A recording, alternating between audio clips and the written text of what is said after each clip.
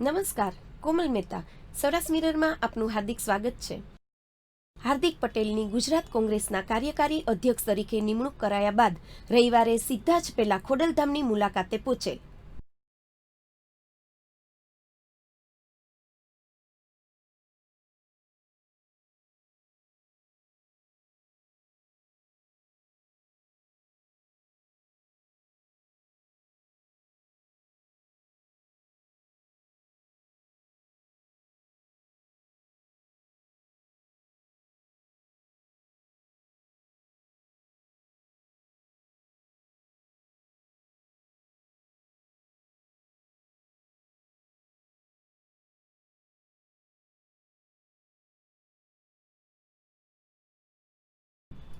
અને મા ખોડલના આશીર્વાદ લીધા બાદ પ્રેસ કોન્ફરન્સ યોજેલ અને ત્યારબાદ સિત્સરમાં ઉમિયામાના આશીર્વાદ લેવા પહોંચેલ. અમરેલીમાં 1 મહિના પહેલા આત્મહત્યા કરનાર નાગેશ્રી ગામના યુવકના ઘરમાંથી 1.5 કરોડના સોના ચાંદીના દાગીના મળી આવેલ, જે 800થી વધુ લોકોના હોઈ શકે તેવું જાણવા મળેલ છે. અભિનેત્રી રેખાના બંગલાના સિક્યુરિટી ગાર્ડને પણ કોરોના પોઝિટિવ આવતા અંતે તેમનો બંગલો પણ સીલ કરી દેવામાં આવેલ. શનિવારે અમિતાભ બચ્ચન તેમજ તેમના પુત્ર અભિષેક બચ્ચનના કોરોના રિપોર્ટ પોઝિટિવ આવતા તેમના પૂરા પરિવારના રિપોર્ટ કરાવવામાં આવેલ, જેમાં ઐશ્વર્યા અને આરાધ્યા બંનેના રિપોર્ટ કોરોના પોઝિટિવ આવેલ છે, તેમજ જયા બચ્ચનનો રિપોર્ટ નેગેટિવ આવેલ છે.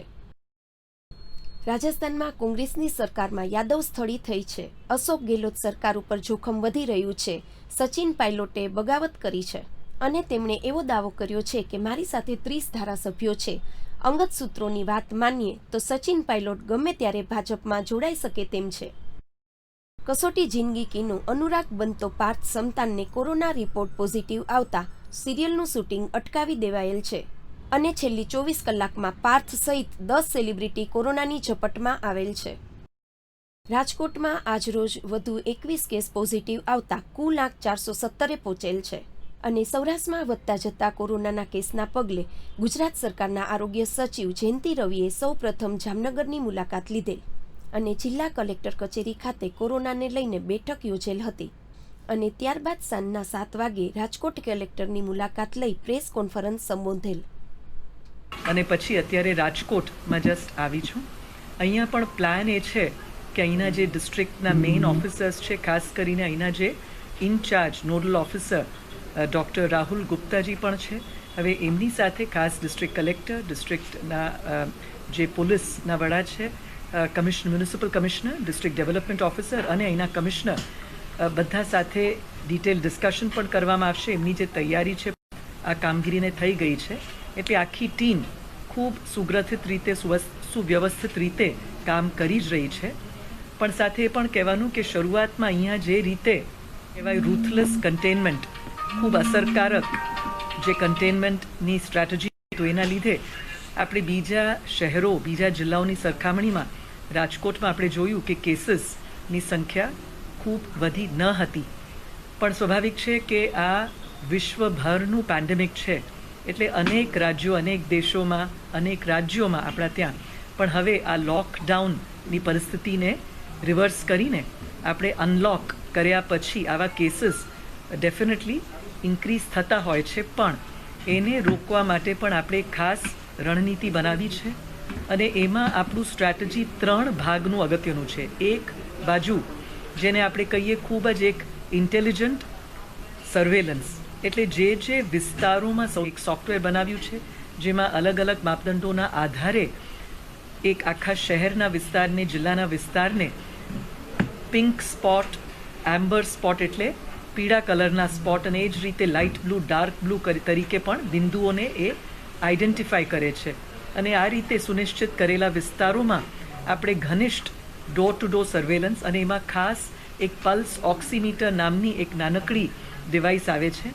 આ બધા જાણો જ છો કે જ્યારે ઓક્સિજન સેચ્યુરેશન ઓછું થાય, 94થી ઓછું થાય, એનો અર્થ છે કે આપણે સજાગ રહેવા પડે. તમારા માધ્યમથી જેટલા પણ આ વિસ્તારના નાગરિકો છે, લોકો છે, બધાને પણ આપણે અનુરોધ પણ કરવા માંગીએ છીએ કે જે લોકો મોટી વયના હોય અને કદાચ એમને પાસે આ રીતે પલ્સ ઓક્સીમીટર હોય તો એ જાતે પણ વાપરી શકે. 1001 રૂપિયાનું આવતું હોય છે. પણ આપણી ટીમ્સ સર્વેલન્સ માટેની જે ટીમ્સ છે એ લોકો પણ ઘરે ઘરે જઈને આ પલ્સ ઓક્સિમીટરથી મેજર કરવાની એક કામગીરી કરી રહ્યા છે. અને એની સાથે ધન્વંતરી રથની પણ વ્યવસ્થા સિટીમાં અને શહેરી વિસ્તાર સિવાય પણ ગ્રામ્ય વિસ્તારમાં પણ એની વ્યવસ્થા કરવામાં આવી છે રાજ્યભરમાં. અને એની અંદર ખાસ કરીને ફરી જેટલા લોકોને કોઈ પણ આવા લક્ષણ હોય એનું થોડુંક અલગ અલગ સોર્ટિંગ, એવા લોકો કે જે હોમ આઇસોલેશન ઘરે રહી શકે, એવા લોકો કે જેમને કોવિડ કેર સેન્ટર એટલે બહુ ગંભીર જેને કહીએ માઇલ્ડ કે મોડરેટ લક્ષણ હોય એને ત્યાં રાખી શકાય, અને જે સિવિયર લોકો હોય કે જેમને વધારે તાવ છે, વધારે ગંભીર લક્ષણ હોય એમને આપણે હોસ્પિટલમાં પણ દાખલ કરીને તરત ત્યાં એક્શન લેવા માટેની વ્યવસ્થા કરી છે. હવે આ ધન્વંતરી રથ આ ખાસ આપણા માનનીય મુખ્યમંત્રી શ્રીનું એક આઈડિયા હતું અને તમને બધાને જાણીને ખૂબ આનંદ થશે કે અમદાવાદમાં આ જ્યારે એક આપણે અભિગમ ધન્વંતરી રથ અને સર્વેલન્સ સાથે અમલ કરવા માટેનું એક મુહિમ આપણે શરૂ કર્યું તો એના પરિણામો બહુ સારા મળ્યા. એટલે જેમ મેં વાત કરી, એક બાજુ આ સમગ્ર સર્વેલન્સ ધન્વંતરી રથ કે જેની અંદર આપણે ખાસ રોગ પ્રતિકારક શક્તિ પણ લોકોની વધે, એ બંને રોગ આવતા પણ અટકાવે છે, એટલે આપણી રોગ પ્રતિકારક ક્ષમતા વધે છે. પણ સાથે સાથે માનો કે કોઈને માઇલ્ડ આ ચેપ લાગી પણ હોય તો એને પણ આ રોગ સાથે લડીને જીતી આવવા માટે પણ આ રોગ પ્રતિકારક શક્તિનું લાભ આવે છે. એના માટે આયુષનું પણ આપણો જ રાજ્ય કદાચ એક એવું રાજ્ય છે કે જેમાં ખૂબ મોટા પ્રમાણમાં અહીંયા સુધી કે ઉત્તરાખંડથી ફ્લાઇટથી પણ આપણે એરલિફ્ટ પણ કર્યા છે ઘણા બધા એવા દવાઓ કે જે આપણે એટલી બધી અહીંયા ડિમાન્ડ પણ ઊભી થઈ, જે એક પોઝિટિવ વસ્તુ છે. એટલે આપણે સમસમવટી હોય કે પછી આર્સેનિકમ આલ્બમ હોય, પછી અલગ અલગ દશમૂલ કવાથ વગેરે અને ઉકાળો, એની પણ લોકોમાં પણ ખૂબ ડિમાન્ડ રહી છે. અને અમદાવાદમાં જ્યારે આ રીતે સર્વેલન્સ સાથે આપણે આ બધા આયુષ દવાઓની પણ એક અમલીકરણ શરૂ કર્યું તો એના રિઝલ્ટ્સ ખૂબ જ આપણને પોઝિટિવ આવ્યા. અને આપ જાણો છો કે ઉત્તરોત્તર એક ટકાઉ રીતે અમદાવાદમાં કેસીસ ઘટવા માંડ્યા છે અને આપણે ઈચ્છીએ છીએ કે આ જ આપણા બધાના મહેનતથી આ વસ્તુ ટ્રેન્ડ ઘટે. હવે બીજા બધા વિસ્તારોમાં ધીમે ધીમે કેસીસ ઇન્ક્રીઝ થાય છે, વધે છે, ત્યારે આપણે આ જ અપ્રોચ, એક સ્ટ્રેટેજી, રણનીતિ અહીંયા પણ અપનાવીએ છીએ. તો એક બાજુ આ રીતે સર્વેલન્સ ધન્વંતરી રથ, જેનાથી કોઈને આવી તકલીફ હોય તો તરત જો એને પકડી લેવામાં આવે, એને આઈડેન્ટિફાઈ કરવામાં આવે તો તરત એને ટ્રીટમેન્ટ મળે, તો પછી કેસ બહુ ગંભીર ન થાય અને પછી છેક જેને આપણે ફેટાલિટી કહીએ છીએ એટલે વ્યક્તિનું દુઃખદ અવસાન ન થાય એ દિશામાં પણ આપણે જવા આપણે બિલકુલ એમાં સફળતા મળી શકે એમ છે. એટલે એક બાજુ આ પ્રક્રિયા જેથી કે જેટલું બને ઘરે ઘરે જઈને ગોતીને જેને કહેવાય વ્યવસ્થિત આપણે જે લોકોને આ ચિહ્ન છે, લક્ષણ છે, પકડીને તરત એમને સુયોગ્ય અપ્રોપ્રિએટ ટ્રીટમેન્ટ પર મૂકીએ. બીજી બાજુ આપણી જે હોસ્પિટલ ફેસિલિટીઝ છે એની અંતરમાળખાકીય સુવિધા એટલે બેડ્સથી માંડીને ઓક્સિજન લાઇન, ખાસ કરીને એને જે અલગ અલગ સૌથી પહેલાં સિમ્પલ ઓક્સિજન આપીએ છીએ, પછી જે લોકોને હજી થોડું ગંભીર પ્રોબ્લેમ હોય તો એને આપણે NRBM નોન રિટર્ન માસ્ક એક આપીએ છીએ, બ્રીધિંગ માસ્ક NRBMs, અને પછી બાયપેપ, અને એમાં ખાસ હવે એક HFNC high flow nasal cannula નામનું પણ એક ડિવાઇસ આવે છે કે જેની એફિકસી, અસરકારકતા ખૂબ છે.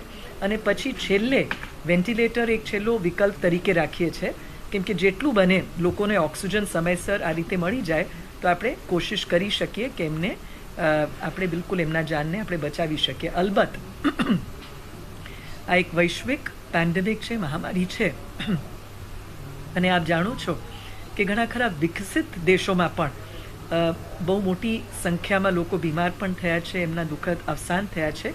અને અત્યાર સુધી આપણા ત્યાં આ સંખ્યામાં પણ આપણે કોશિશ કરી રહ્યા છીએ કે આ રીતે ટ્રીટમેન્ટ પ્રોટોકોલ, અને સરકારે આની અંદર જે ઓક્સિજનથી માંડીને જે અલગ અલગ એનું ટ્રીટમેન્ટ માટેનું ઉપાય, હાઇડ્રોક્સી ક્લોરોક્વિન હોય કે પછી આગળ કોર્ટિકોસ્ટેરોઇડ્સ પણ આપીએ છીએ.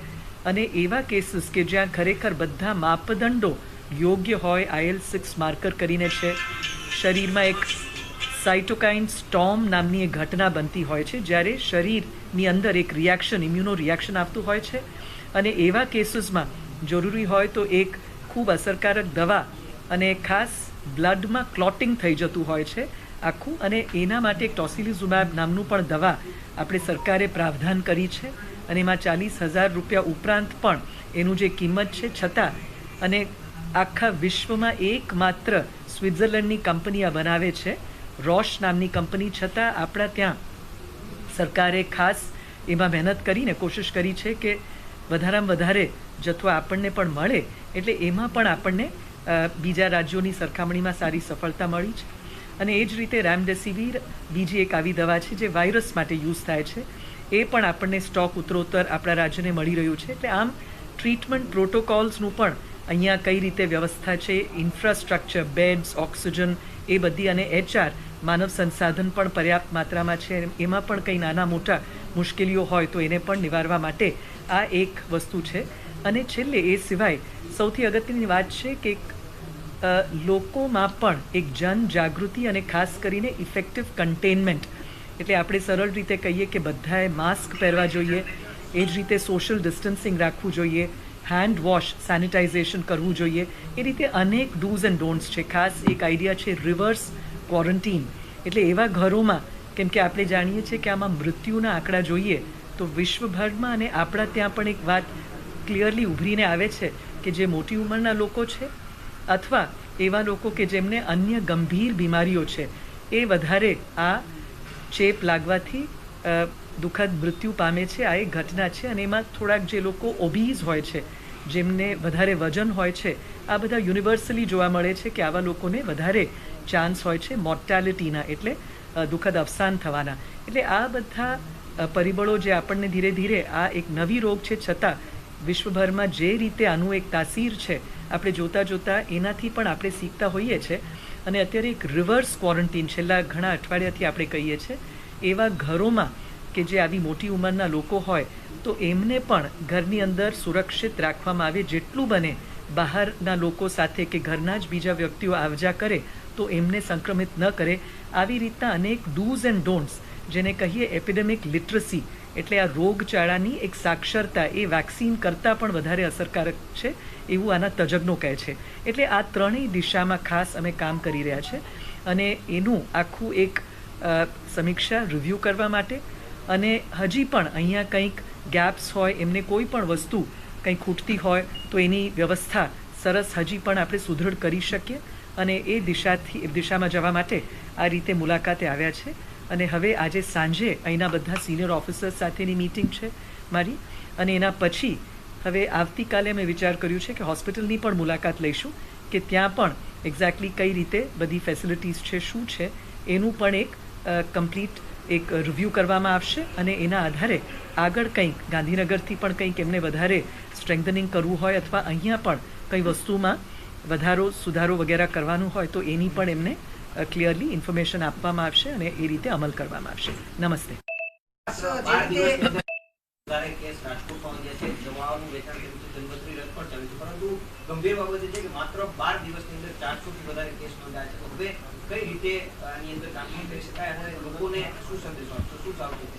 એટલે આમાં ધન્વંતરી રથની વ્યવસ્થા કરવામાં આવી છે, સર્વેલન્સની વ્યવસ્થા કરવામાં આવી છે, અને એ બિલકુલ સાચી જ દિશામાં આપણે છે.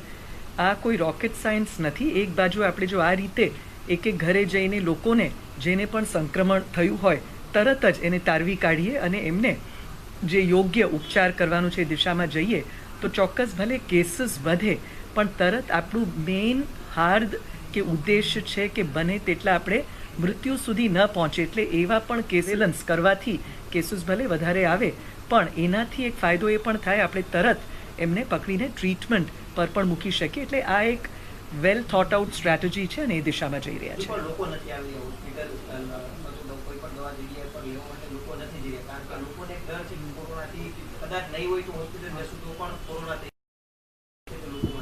તો આના માટે આપણે અત્યારે પણ વિકલ્પ આખા ગુજરાતમાં શરૂ કરી છે જેને આપણે હોમ આઇસોલેશન કહીએ છીએ. સ્વાભાવિક છે થોડાક લોકોને થાય કે મારે હોસ્પિટલમાં નથી એડમિટ થવું. હવે એના માટે પણ આપણે પ્રાઇવેટ હોસ્પિટલ સાથે પણ વાત કરીને હોમ આઇસોલેશન માટેના પેકેજીસની પણ એક વ્યવસ્થા કરી છે. અને એ જ રીતે સરકાર તરફથી પણ જે લોકોના કેસીસ માઇલ્ડ છે, મોડરેટ છે, એ લોકો માટે ઘરે પણ રહી શકે. અલબત્ત ઘરે જ રહીને આઇસોલેટ થવું હોય તો એના અમુક માપદંડો છે, સર્ટન પાત્રતા હોવા જોઈએ. દાખલા તરીકે ઘરમાં એક એમના માટે અલગ ઓરડો હોય તો અલાઉ કરીએ છીએ, અલગ ટોયલેટ ની વ્યવસ્થા હોય, એટેચ્ડ બાથરૂમ, અને એમને દેખરેખ રાખવા એક વ્યક્તિ હોય. અને એવી વ્યવસ્થા ન હોય તો આપણા કોવિડ કેર સેન્ટર્સમાં પણ રાખીએ છીએ અથવા તો પછી હોસ્પિટલ્સમાં. અને આ વખતે અમે એ પણ જે રીતે સુરત જેવા વિસ્તારોમાં કમ્યુનિટી કોવિડ આઇસોલેશન સેન્ટર્સ થયા છે, એક વસ્તુ અમને ત્યાંથી સમજ પડી અને જોયું કે જે સમાજના અમુક આગેવાનો છે એ લોકો પણ સામે આવે છે કે એમની સમાજની વાડી હોય તો એની અંદર એમના જે પોતાના કમ્યુનિટીના લોકો હોય એમને અનુકૂળ આવે એવું ખાવાનું, રહેવાનું બધું વ્યવસ્થા કરી આપે અને સારવાર પણ કરી આપે ઓક્સિજન સહિત. તો એવા પોસિબિલિટીઝ, એવી શક્યતાઓ પણ અમે ટીમ સાથે થોડુંક એક્સપ્લોર કરશું કે એવી રીતે પણ કોઈ સંસ્થાઓ, લોકલ આગેવાનો આવે તો એને પણ આપણે એન્કરેજ કરશું, જેથી કે તમારી જે વાત, લોકો બીમાર પડે તો હોસ્પિટલ નથી જવું, આ વાતથી એમને આપણે થોડુંક એન્કરેજ કરી શકીએ, પ્રોત્સાહન આપી શકીએ કે ઘરે પણ રહી શકે અથવા આવા વિસ્તારો કમ્યુનિટી આઇસોલેશન સેન્ટરમાં પણ રહે, સારવાર લે તો જલ્દી સાજા થઈને પાછા જશે. અને આપણે ન ભૂલીએ કે આખા ગુજરાતભરની વાત કરીએ તો આજ સુધી જે 28,685 જેટલા લોકો તો ડિસ્ચાર્જ થઈને ગયા છે. એટલે એ વાત વારંવાર આપણે મીડિયા દ્વારા, તમારા બધા મિત્રોના દ્વારા પણ લોકો સુધી પહોંચાડવું છે. આપણે જાણીએ કે ઠીક છે, આ એક બીમારી છે, it is a kind of flu, પણ આમાં જુઓ તો ઇનફેક્ટ આપણી રિકવરી રેટ પણ લગભગ 70%. એટલે જે લોકો માંદા પડે છે એમાંથી 95% લોકો તો સાજા થઈને આવે જ છે. એટલે આપણે પણ બિલકુલ માંદા ન પડીએ, એની બધી કેર જરૂર રાખવી જોઈએ, એ બિલકુલ જરૂરી છે. પણ કદાચ આ બધું કર્યા છતાં આપણે માંદા પડીએ તો પણ જલ્દી જશું ડૉક્ટર્સ પાસે, ટ્રીટમેન્ટ લઈશું તો આપણા બચવાના ચાન્સીસ ખૂબ વધી જાય. અને 3 મોસ્ટ અગત્યની વાત એ છે કે જેટલું બને આપણી લાઈફસ્ટાઈલ, એટલે આપણી કોમોર્બિડિટીઝ વગેરે બહુ હોય, વ્યક્તિ પાસે હાઈ બ્લડ શુગર કે હાઈ બ્લડ પ્રેશર કે બીજી અન્ય બીમારી હોય તો જેટલું બને એને સુરક્ષિત, એટલે આપણે હવે 1-2 વ્યક્તિ વિદેશથી આવતા હતા તો એને ક્વોરન્ટીન કરતા હતા, પણ હવે ક્લસ્ટરમાં, એટલે એ વિસ્તારમાં જ્યારે આ વસ્તુ, આ બીમારી, સંક્રમણ ફેલવા માંડી છે તો બધાને આપણે ક્વોરન્ટીન ન કરી શકીએ. પણ આવા વ્યક્તિઓ કે જેમને અન્ય બીમારી હોય એ પોતાની જાતને સુરક્ષિત, જેનો શબ્દ છે રિવર્સ ક્વોરન્ટીન, એ રીતે રાખે તો પણ એમને આ વસ્તુ સંક્રમણ એમને ન લાગે એ રીતે કવચ બનાવી રાખે તો પણ સારું કહેવાય.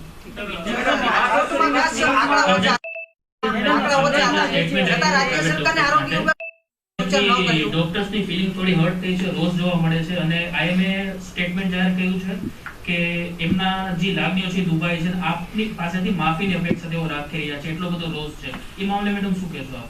આમાં જે સ્ટેટમેન્ટ જે કરવામાં આવ્યું હતું એમાં આવો કોઈ ઇન્ડિકેશન ન હતું કોઈ સેગમેન્ટ માટે, પણ એ જરૂર વાત કરવામાં આવી છે, કોઈ પણ ડૉક્ટર હોય, પ્રાઇવેટ સેક્ટરના હોય, કે આપણે આ જે મેડિસિન્સ છે એ બધાની યુઝ, વપરાશ જે છે બિલકુલ જ્યુડિશિયસ હોવી જોઈએ અને અપ્રોપ્રિએટ હોવી જોઈએ. એનો અર્થ છે કે બિલકુલ જરૂરી હોય અને વ્યાજબી હોય એ જ કેસમાં. કેમ કે આ બધી દવાઓ, જે ટોસિલિઝુમેબ જેવી દવા પણ છે, એનું એક અતિશય ઉપયોગ કરવામાં આવે કે બિનજરૂરી ઉપયોગ કરવામાં આવે તો એની ઘણી આડઅસર હોય છે. ઇનફેક્ટ કોઈ ઇન્ફેક્ટેડ વ્યક્તિ હોય, જેને દાખલા તરીકે ટીબીવાળી વ્યક્તિ હોય, એવા કોઈ લોકો જેના પેરામીટર્સ બરાબર નથી, તો આ બહુ સિરિયસ, એને એડવર્સ ઇલ એફેક્ટ્સ પણ કરે, ફેટાલિટી સુધી પણ જઈ શકે. આ રીતે ઇવન ICMRના ડાયરેક્ટર જનરલે કહ્યું છે.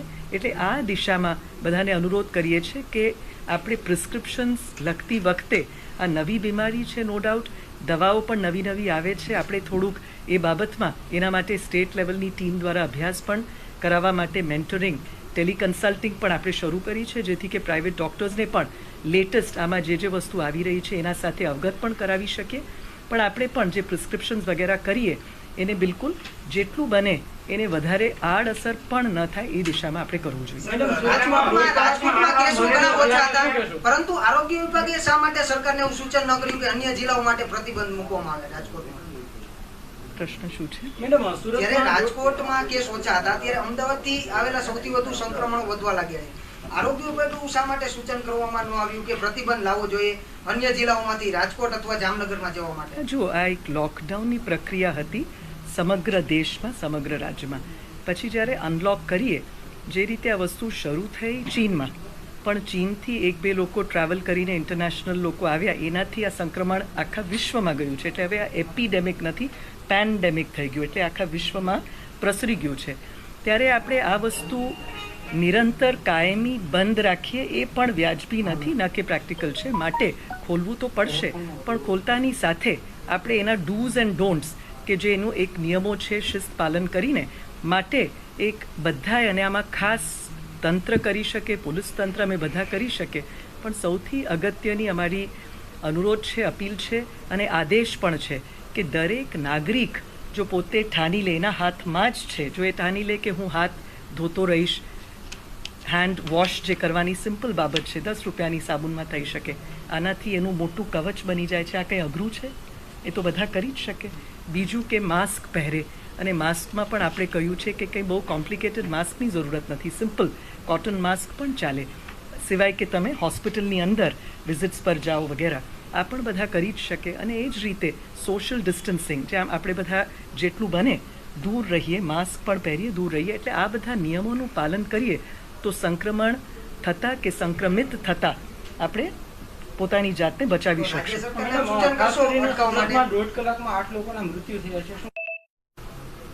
ડેટા અત્યારે નથી, ચેક કરશું. અને મેડમ, રાજકોટમાં ટોટલ નંબર ઓફ ડેથ જાહેર કરવા ઉપર મનાઈ કરી દીધી છે. હવે રિપોર્ટમાં આવતા નથી કે ટોટલ નંબર ઓફ ડેથ કેટલા છે. એ પાછળનું કારણ શું? એવું બિલકુલ નથી. ઇનફેક્ટ સ્ટેટ લેવલથી પણ અમે જ્યારે રિપોર્ટ્સ રોજના કરીએ છીએ, અમે બધા વિગત આપીએ છીએ કે ડિસ્ટ્રિક્ટ વાઇઝ કેટલા કેસીસ એક્ટિવ કેસીસ છે, મોર્ટાલિટી શું છે વગેરે, અને એ પ્રક્રિયા આખા રાજ્ય માટે ફોલો કરીએ છીએ. ગુજરાતમાં સૌથી વધારે પોઝિટિવ કેસના આંક આવ્યા છે 906. હવે આ રોકવા માટે થઈને કઈ રીતના સતર્ક કાર્ય? હજુ આખા દેશમાં કેસીસ વધી રહ્યા છે. જેમ મેં અગાઉ કહ્યું, કેસીસ વધે એ આપણા માટે જરૂર એક ચિંતાનો વિષય છે, પણ કેસીસ જો આપણે વધારે ટેસ્ટ કરીને આઈડેન્ટિફાઈ કરી લઈએ તો એનાથી ચેપને વધુ ફેલાતા આપણે રોકી શકીએ, અને એને રોકીએ તો પછી એના લીધે જે મૃત્યુ થવાના કારણ પણ છે, જલ્દી આને પકડી લઈએ તો ટ્રીટમેન્ટ પર મૂકીએ તો મૃત્યુ થતાં અટકાવી શકીએ. એટલે that is the primary goal. Test વધીએ છે એટલું વધારે છે એટલે તો કેસીસ વધે છે. ટેસ્ટ ન કરતા હોય તો ટેસ્ટ પર મિલિયન ટેસ્ટ આપણે બહુ ઓછા છે હજુ, અને પોઝિટિવિટી રેટ વધી રહ્યો છે. એ વિશે આપ શું કહેશો? જુઓ, ટેસ્ટ પર મિલિયન પણ આપણે જોઈએ તો એટલું ઓછું જરાય નથી. બીજા રાજ્યો કરતાં પણ આપણું વધારે છે, 6,956 છે, અને માત્ર અમદાવાદ શહેરનું પણ આપણે જોઈએ તો 18,957 જેટલું છે. એટલે અમદાવાદ જેવા વિસ્તારો જ્યાં જ્યાં કેસીસ નું એક ઇન્ટેન્સિટી વધારે હતું, આપણે ચોક્કસ ત્યાં વધારે ટેસ્ટિંગ કર્યા. સુરતમાં પણ અત્યારે કરી રહ્યા છે. જ્યાં જ્યાં કેસીસનું પ્રમાણ વધે છે આપણે ડેફિનેટલી ત્યાં ટેસ્ટિંગ જેટલું જોઈએ છે બિલકુલ પ્રમાણમાં આપણે પર્યાપ્ત માત્રામાં ટેસ્ટિંગ કરી જ રહ્યા છે.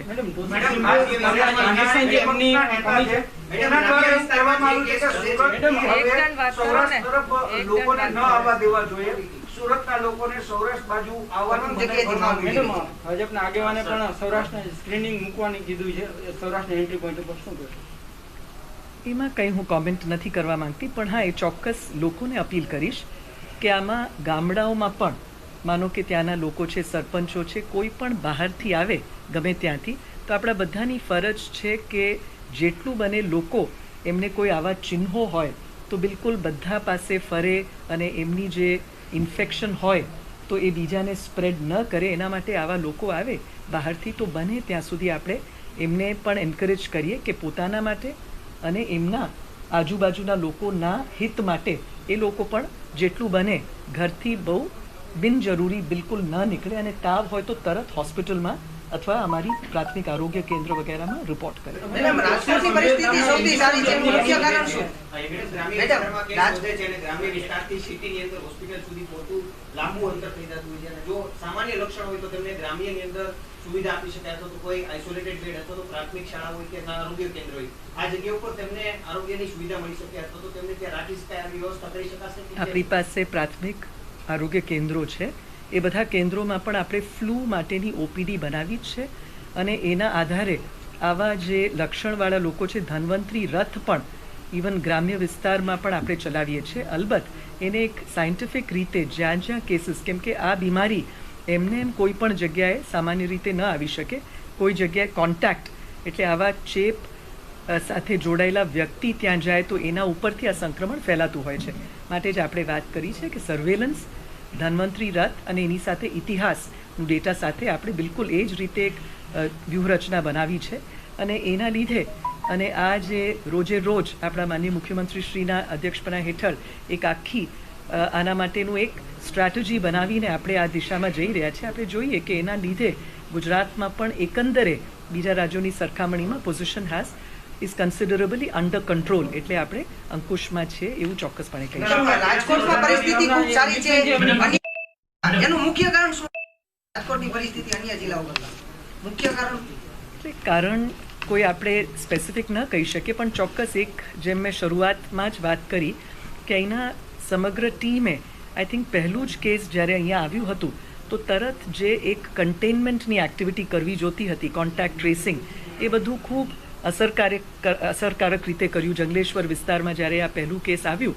અને એ રીતે લોકોનું પણ સહકાર અત્યાર સુધી સારું રહ્યું છે. એટલે ફરી બધાને કહેશું કે અહીંયા દાખલા તરીકે પાન માવા ખાવાની ટેવ છે, પણ ગમે ત્યાં થૂંકવાનું બિલકુલ પ્રતિબંધ. લોકોએ આ બધામાં કંઈ પોલીસ કે તંત્ર પાછળ આવીને ફાઇન કલેક્ટ કરશે તો જ થશે એવું નહીં. આપણે પણ પોતાની જાતની માનસિકતાને બદલવી પડશે આ દિશામાં. એટલે આ બધું એક સંયુક્ત રીતે સરકાર જે કરવાનું છે કરે જ છે, બધું આપણે આપણા તરફથી, તંત્ર તરફથી, પણ લોકો તરફથી પણ એક સંયુક્ત રીતે થાય તો ચોક્કસ સારા રિઝલ્ટ આવે જ છે અને આવશે. ના, બિલકુલ નથી. મેડમ, કોવિડ ગ્રાન્ટનો રાજકોટમાં મિસયુઝ કરવાનો પ્રયત્ન થયો તો ઓર્ડર પણ રદ કરી દેવાયો છે. એ મામલે આપણે કોઈ પગલાં લેવાના છીએ ચૂકવણી બાબતે કે કાંઈ? આમાં ફર્સ્ટ ઓફ ઓલ આ એક એમરજન્સી છે, એપિડેમિક છે, અને આમાં જ્યારે લોકોના જાન બચાવવાની દિશામાં આખું તંત્ર દિન રાત કામ કરતું હોય તો એમાં ફર્સ્ટ ઓફ ઓલ આ રીતે કોઈ કહેવું કે આ મિસયુઝ કર્યું છે વગેરે, અને એ પણ કોઈ આધાર વગર, એ મને નથી લાગતું કે કોઈના માટે ઉચિત છે. કેમ કે મને કમ્પ્લીટ કરવા દેશો. તો એટલે આ રીતે કોઈ પણ વાત હોય તો એને વિધાઉટ ફેક્ટ્સ ચેકિંગ આપણે એમને કોઈ સ્ટેટમેન્ટ કરીએ મને ઉચિત નથી લાગતું. અને છતાં આવા સંજોગોમાં જે પણ ગુડ ફેથમાં આખી ટીમ કરે છે, કેમ કે દિન રાત લોકો 20 કલાક આખી ટીમ કામ કરી રહી છે, તો એમને આપણે સપોર્ટ કરવું જોઈએ. અને છતાં કોઈ કેસીસ ઓફ કમ્પ્લેન્ટ હોય તો એમાં કંઈક આવું ગ્રોસ નેગ્લિજન્સ થયું હોય એવું અમારા ધ્યાન પર બિલકુલ નથી આવ્યું. These are the facts. ચાલો. રાજકોટ મહાનગરપાલિકા દ્વારા કોરોના વાયરસના વધતા જતા કેસને લઈને અતિ આધુનિક કોવિડ કેર સેન્ટર તૈયાર કરવામાં આવ્યું છે. શહેરના મોરબી રોડ ઉપર આવેલ કોમ્યુનિટી હોલ ખાતે 70 બેડનું કોવિડ કેર સેન્ટર બનાવવામાં આવ્યું છે. ગુજરાતમાં સૌ પ્રથમવાર અતિ આધુનિક પુઠ્ઠાના બેડનું કોવિડ કેર સેન્ટર ઊભું કરવામાં આવેલ છે.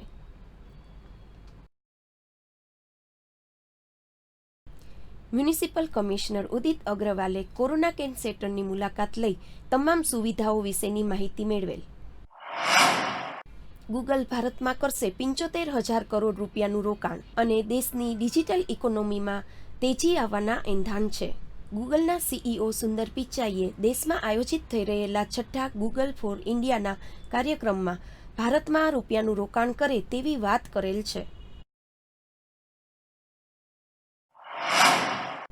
સચિન પાયલોટ ભાજપમાં ગયા વિના જ ત્રીજો મોરચો રચી અને ભારતનું બાહ્ય સમર્થન મેળવીને સરકાર બનાવી શકે તેમ છે. આઈટી અને ઈડીના દરોડા નહીં, પરંતુ રાજસ્થાનના લોકો નક્કી કરશે કે સીએમ કોણ બનશે. અને રાજસ્થાન તો મહારાણા પ્રતાપની ભૂમિ, લડવું અને મરવું એ તો અમારા લોહીમાં છે. આ રાજસ્થાનના મંત્રી પ્રતાપસિંહ દ્વારા ભાજપ સામે કરાયેલા આકરા પ્રહારો. આજથી ગુજરાત હાઈકોર્ટની કામગીરી ફરી શરૂ થઈ ગયેલ છે. તમામ સાવચેતી સાથે શરૂ કરવામાં આવેલ છે કોર્ટની કાર્યવાહી. રાજકોટમાં પૂરતા ટેસ્ટ પણ કરાવવામાં આવતા નથી અને મોતના આંકડાઓ પણ છુપાવવામાં આવે છે અને અધિકારીઓ વાત સાંભળતા નથી. જિલ્લા પંચાયતના ભાજપના સદસ્ય કેપી પાદરિયા દ્વારા આક્ષેપ કરવામાં આવેલ છે. આગામી 3 દિવસમાં ગુજરાતના દરિયાકાંઠાના વિસ્તારોમાં ભારે વરસાદ પડશે અને અન્ય વિસ્તારોમાં મધ્યમ વરસાદની આગાહી કરવામાં આવેલ છે.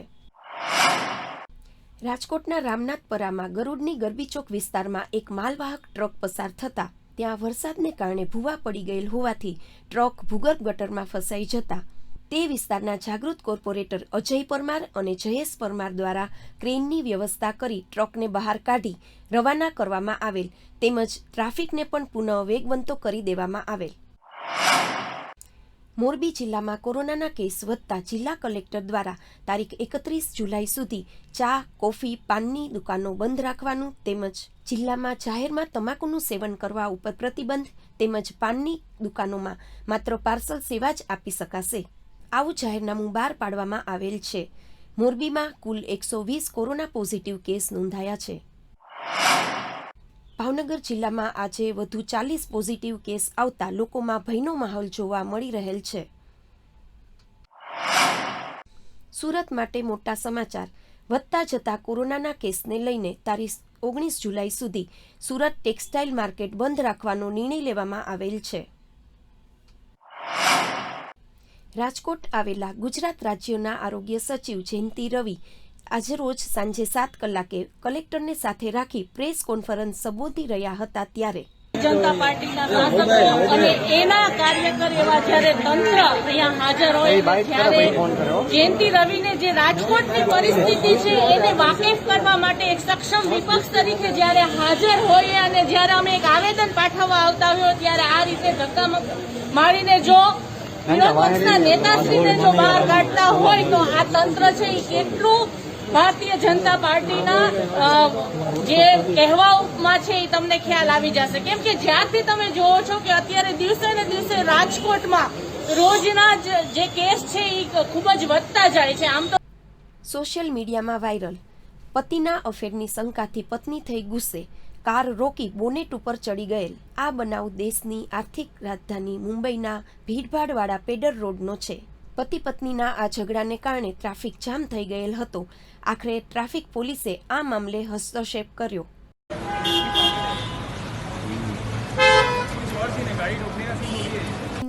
તેમના ભાઈ રાજુ તેમજ ભાભી અને ભત્રીજીનો રિપોર્ટ કોરોના પોઝિટિવ આવેલ છે. તેમજ અનુપમ ખેર